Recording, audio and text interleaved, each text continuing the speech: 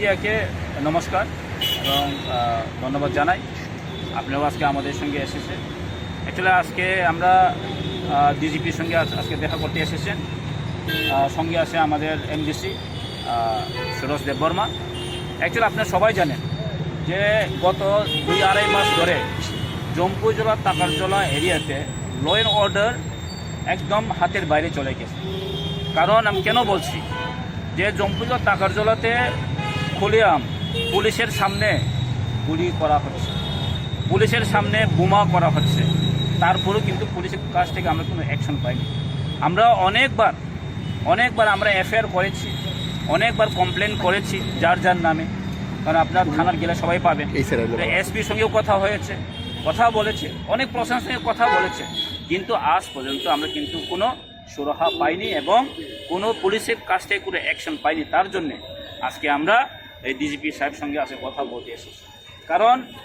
কারণ আমরা গণতন্ত্রের মধ্যে সবাই আছে, ডেমোক্রেসিতে আছে।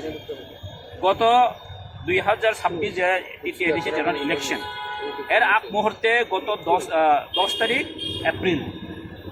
এপ্রিলে এমন একটা ঘটনা হয়েছে, ইভিন এসপি ইনজুর হয়েছে, এসপি খুব ইনজুর হয়েছে।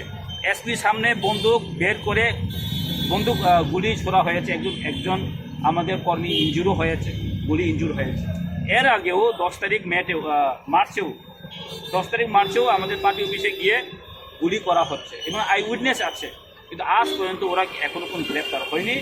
ইভেন মথার কিছু যারা ঘটনার সঙ্গে জড়িত নেই তাদেরকে চিহ্নিত করে পুলিশ ধরা হচ্ছে। তো এইগুলো জাস্টিস কোথায় হবে? তো এর জন্য আজকে আমরা ডিএ সাহেবের সঙ্গে কথা বলেছে এবং আমরা চাই আমাদের এরিয়াতে ল অ্যান্ড অর্ডার পিস থাকুক, সবার পিস থাকুক।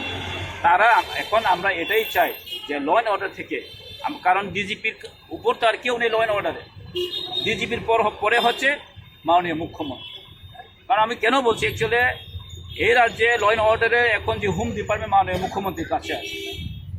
মাননীয় মুখ্যমন্ত্রীকে আমি বলতে চাই যে মাননীয় মুখ্যমন্ত্রী এরকম জায়গাতে ইন্টারফেয়ার করা উচিত। কারণ রাজ্যের ল অ্যান্ড অর্ডার মেনটেন করা আমাদের সবার দায়িত্ব এবং রাজ্যের মুখ্যমন্ত্রী ওনার আরও বেশি দায়িত্ব। তো মাননীয় মুখ্যমন্ত্রীর কাছে, মাননীয় মুখ্যমন্ত্রী আপনি সবাই জানেন উনি তো ভদ্র মানুষ এবং উনি সবসময় বলে থাকেন যে এরকম যারা কালপিটদেরকে সারা হবে না, এরকম যারা কালপিটকে আমরা কিন্তু আইনগতভাবে নেওয়া হবে। কিন্তু অনেক দিন হয়ে গেছে আইনগতভাবে কিছু নেওয়া হয়নি। তো তার প্রশ্ন জবাব কে দিবে? হ্যাঁ, তো রাজ্যের ল অ্যান্ড অর্ডার থাকাটা তো আমাদের সবাই দরকার, কিন্তু যদি ল অ্যান্ড অর্ডার যদি ঠিক না থাকেন রাজ্যের মানুষ কীভাবে চলবে? এখন যারা এরকমভাবে মানুষকে হয়রানি করছেন, তাহলে ল অ্যান্ড অর্ডার যদি ঠিক না থাকেন তাহলে আমাদের জনসাধারণরা কীভাবে থাকবে? আপনারা জানেন আগরতলাতে এরকম ঘটনা হয়েছে কিছুদিন আগে, যে মাধবী বিশ্বাস নামে যে ইউটিউবার, ওনার বাড়ির উপর আক্রমণ হয়েছে। কিছুদিন আগে রাষ্ট্রীয় সমাজের যে ওনার প্রতি আক্রমণ হয়েছে। এরকম হতেই পারে, কিন্তু প্রশাসনের থেকে কি উদ্যোগ নেওয়া হয়েছে, তাদের উপর কি অ্যাকশন নেওয়া হয়েছে, ল অ্যান্ড অর্ডার কী হয়েছে? এদের আমার একটু জবাব। এটা তো আপনারা সবাই জানেন, আপনার মিডিয়ার উপরে যদি আক্রমণ হয়ে থাকেন, রাজ্যে ল অ্যান্ড অর্ডার কোথায় আছে? যদি সিস্টেম যদি কলাপস হয়, যদি মনে করো ল অ্যান্ড অর্ডার যদি সিস্টেম যদি কলাপস হয়, তখন কার উপর ভরসা করা যায়? তো এর জন্যে আজকে যে জম্পুজলা টাকারজলাতে যে ঘটনা হচ্ছে আমরা সম্পূর্ণ এইভাবেই জানি নর্মালি। এর জন্যই আজকে আমরা ডিজিপির সঙ্গে এসেছি, কারণ এসপির সঙ্গে কথা বলেছি, হয়নি কিছু কাজ। এসডিপিও খুব ওরা বলছেন স্যার আমরা কিছু করতে পারছেন। তো আমরা কার উপর বিশ্বাস করবেন বলুন তো আপনি? তো তার জন্যে আজকে আমরা ডিজিপির সঙ্গে কথা বলতে এসেছেন। এরপর যদি না হয় তাহলে আমরাও কি বলবো, আমরাও জানবো না কি হবে।